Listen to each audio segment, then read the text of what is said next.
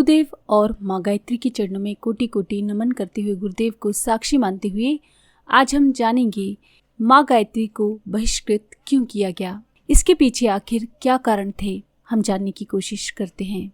ज़्यादातर सारे मनुष्यों को शरीर को प्राप्त होने वाले सुख साधनों का ही निरंतर ध्यान रहता है, उन्हीं प्रयत्नों में सारा समय लगता है, पर जिस आत्मा का ये शरीर एक तुच्छ सा वाहन मात्र है, उसके कल्याण एवं सुख का हमको जरा भी ध्यान नहीं रहता। कैसे दुख और आश्चर्य की बात है। आपने कभी ऐसे इंसान को देखा है जो पौष्टिक भोजन में कंजूसी तो करे, कंजूसी के कारण वो दुबला पतला और पीला पड़कर मरने की स्थिति में पहुंच जाए, लेकिन कपड़ों में और जेवरों में प्रचुर मात्रा में धन को खर्च करे। ऐसे व्यक्ति को क्या कोई बुद्धिमान व्यक्ति बोलेगा? आज हमारी स्थिति भी ऐसी ही है। आज हमारी सारी चतुरता इस बात पर लगी हुई है कि कितना धन, मान और विलास उपलब्ध कर लिया जाए, पर 84 लाख योनियों में भ्रमण करके ये लाखों करोड़ों वर्ष बाद जो हमको मनुष्य का शरीर प्राप्त हुआ है, उसका सदुपयोग कैसे किया जाए, इस प्रश्न को सुलझाने में सारी चतुरता धूमिल पड़ जाती है। हम बुद्धिमान हैं या मूर्ख, इसका पता उस दिन चलता है जब जीव इस शरीर को छोड़कर आकाश में उड़ रहा होता है। उसे आगे फिर 84 लाख योनियों के दुखदायक शरीर सामने उपस्थित दिखते हैं, जिनमें उसे करोड़ों वर्षों रहना पड़ेगा। तब कहीं फिर मनुष्य जन्म का वह अवसर आएगा जो अभी तुच्छ बातों में गंवा दिया। जीव को अपनी इस मूर्खता पर भारी पश्चाताप होता है कि ये सुरदुर्लभ मानव जीवन व्यर्थ ही गंवा दिया। शरीर के मोह में पड़कर अनेक दुष्कर्म भी किए, जिनके लिए नारकीय यंत्रणाएं चिरकाल तक सहनी पड़ेंगी। पाप कर्मों के सुख क्षणिक थे, पर उनका दंड तो दीर्घ काल तक सहना ही पड़ेगा। पश्चाताप की अग्नि में इस प्रकार जलने से पहले यदि थोड़ी सावधानी उत्पन्न हो जाए तो उसे सौभाग्य ही समझना चाहिए। आध्यात्मिक प्रवृत्तियों में मन का लगना एक महान सौभाग्य ही है, जिसके लिए आज भले ही हमको हंसी का पात्र बनना पड़े, पर अंततः उसका परिणाम श्रेयकर ही होगा। लोग सुख सुविधाएं शौक मौज चाहते हैं, पर चाहने पर भी कितनों को वह मिल पाती है। अधिकांश को तो मृग तृष्णा के पीछे भटकने पर भी निराश और असफल ही रहना पड़ता है। फिर यदि इस छोटी सी जिंदगी में कुछ दिन वासना और तृष्णा की अग्नि को विलास और संग्रह के ईंधन से शांत करने में कुछ देर सफलता मिले तो भी उससे बनता भी क्या। यानी आपने सुख सुविधाओं के पीछे भाग भाग कर कुछ दिनों तक सुख सुविधाओं को भोग भी लिया, इस शरीर को सुख दे भी दिया, तो अंत क्या? अंत में तो इस शरीर का अंत होना ही है। आपने अपनी आत्मा के लिए क्या किया? बुद्धिमानी तो इसमें है कि हम अपने स्थिर स्वार्थ को समझें, शाश्वत शांति के लिए प्रयत्न करें और आत्म कल्याण की साधना में श्रद्धा पूर्वक लग जाएं। इस मार्ग पर चलते हुए लोक और परलोक दोनों बनते हैं। पारलौकिक शांति तो मिलती ही है, हमको लौकिक सुख, भौतिक सुखों का अभाव भी नहीं रहता। यानी आपके दोनों हाथों में लड्डू आ जाते हैं यदि आप आत्म कल्याण की साधना करें। आत्म सुधार, आत्म निर्माण और आत्म विकास का मार्गदर्शन गुरुदेव की ये पत्रिकाएं पिछले कई वर्षों से कर रही हैं। सद्विचारों को अपनाने से भावनाओं को विकसित करने और उपासना साधना का अवलंबन करने का अपना एक सुनिश्चित मिशन लंबे समय से चल रहा है। उपासना के क्षेत्र में गायत्री का महत्व सर्वोपरि है। प्राचीन काल में समस्त ऋषियों ने गायत्री के आधार पर अपनी योग साधनाएं की थी। भगवान के 24 अवतार हुए थे, उनने भी अपनी उपासना में गायत्री की प्रमुखता रखी थी। वाल्मीकि रामायण साक्षी है कि भगवान राम गायत्री की उपासना करते थे।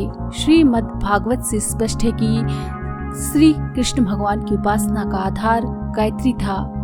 यज्ञोपवीत धारण के समय प्रत्येक द्विज को गुरु मंत्र के रूप में केवल गायत्री की ही दीक्षा देने का धर्म ग्रंथों में विधान है। भारतीय संस्कृति की ही दीक्षा देने का धर्म ग्रंथों में विधान है। भारतीय संस्कृति की इस आधार भित्ति गायत्री महामंत्र की जानकारी सर्वसाधारण तक पहुंचाना आवश्यक थी।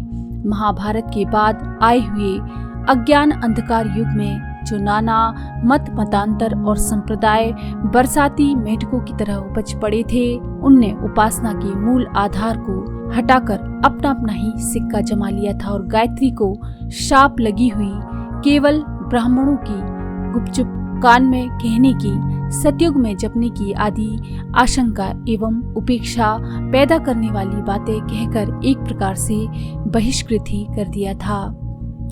खुशी की बात तो यह है कि भ्रम का वह अंधकार अब हट गया है। प्रारंभिक उपासना के रूप में गायत्री जप का सामान्य विधान अब तक सुविस्तृत किया जाता रहा है गुरुदेव के द्वारा, पर उतने से ही पूर्णता के लक्ष्य तक नहीं पहुंचा जा सकता।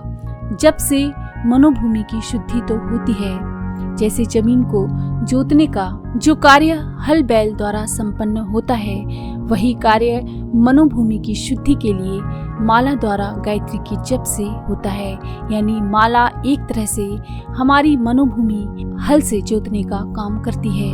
भूमि की जुताई हो जाने पर उसमें क्या कार्य होते हैं? उसमें बीज बोना, सींचना, खाद देना, निराई गुड़ाई करना और रखवाली करना, इन चीजों की आवश्यकता पड़ती है। इसी प्रकार से जप द्वारा परिमार्जित की हुई मनोभूमि में 5 संस्कारों की आवश्यकता होती है। इसे ही पंचकोशी या पंचमुखी साधना कहते हैं। कितने ही चित्रों में गायत्री को 5 मुख वाली दिखाया गया है। आगे हम जानेंगे इस 5 मुखों की विस्तृत विवेचना गुरुदेव के द्वारा जो की गई है उसके बारे में हम जानेंगे। जैसे शरीर पर बनियान, कुर्ता, कोट, ओवरकोट एक के ऊपर एक पहन लेते हैं, वैसे ही आत्मा भी 5 आवरण एक के ऊपर एक धारण किए हुए है, जिन्हें आनंदमय कोश, मनोमय कोश, प्राणमय कोश, विज्ञानमय कोश और आनंदमय कोश कहते हैं। इन आवरणों को हटाते हुए आत्मा का परमात्मा से साक्षात्कार करना ही योग साधना का लक्ष्य है। जप के बाद अगली भूमिका में प्रत्येक साधक को प्रवेश करना पड़ता है, तब उसके लिए ये पंचकोशी साधना, पंचमुखी गायत्री की उपासना आवश्यक होती है। ये एक उच्च योग साधना है जो सर्वसाधारण के लिए, बाल, वृद्ध, नर नारी, गृही विरागी सभी के लिए अति सरल और सर्वदा हानि रहित है। 1-2 घंटा समय जो लगा सकते हैं वो कोई भी इस साधना को बड़ी सरलता पूर्वक अपना सकते हैं। इस मार्ग पर अग्रसर होते हुए सामान्य स्थिति का व्यक्ति भी अंततः उस स्थिति पर पहुंच जाएगा जहां से आत्म साक्षात्कार की स्थिति बिल्कुल निकट आ जाती है। इस पंचकोशी साधना क्रम को 10 भागों में विभाजित किया गया है। इन्हें 10 पार्ट कह सकते हैं गायत्री पंचकोशी साधना के। इन्हें 10 कक्षा मानना चाहिए। 1 वर्ष में 1 कक्षा पूर्ण करने की आशा की गई है, पर धीमे चलने वाले साधकों को इससे अधिक समय भी लग सकता है। जिस प्रकार 1 कक्षा उत्तीर्ण करके दूसरी में प्रवेश करने पर हमारा कोर्स बदल जाता है और नया पाठ्यक्रम आ जाता है, उसी प्रकार से सफल साधकों को प्रतिवर्ष अगला साधना का क्रम अपनाना पड़ता है। उनके लिए नया कोर्स आ जाता है। 10 वर्ष तक यदि कोई व्यक्ति इसे अपना रह सके तो ये विश्वास पूर्वक कहा जा सकता है कि वह व्यक्ति बाहर से साधारण ग्रस्त जीवन में रहने वाला, सामान्य व्यवसाय करने वाला, औसत दर्जे का भले ही दिखाई दे, पर आंतरिक दृष्टि से वह निश्चित रूप से महामानव होगा। अपनी आत्मा में स्वर्गीय शांति का अनुभव करेगा और अपने समीपवर्ती लोगों को अपनी विशेषताओं से पुलकित और प्रफुल्लित किए रहेगा। जीवन लक्ष्य प्राप्त करने में भी उसे कुछ विशेष बाधा नहीं आएगी, यानी वो जीवन में जो कुछ चाहेगा उसे प्राप्त कर लेगा। गायत्री की पंचकोशी साधना करने के बाद तो गायत्री की पंचकोशी साधना सभी के लिए आवश्यक भी है और उपयोगी भी है। इसके 10 पाठ्यक्रमों में यदि आप प्रवेश करना चाहते हैं तो देखते रहिए अगले वीडियो। तो अगर आपको ये जानकारी पसंद आई है तो प्लीज़ लाइक करें, शेयर करें, सब्सक्राइब करें। मंत्र सिद्धि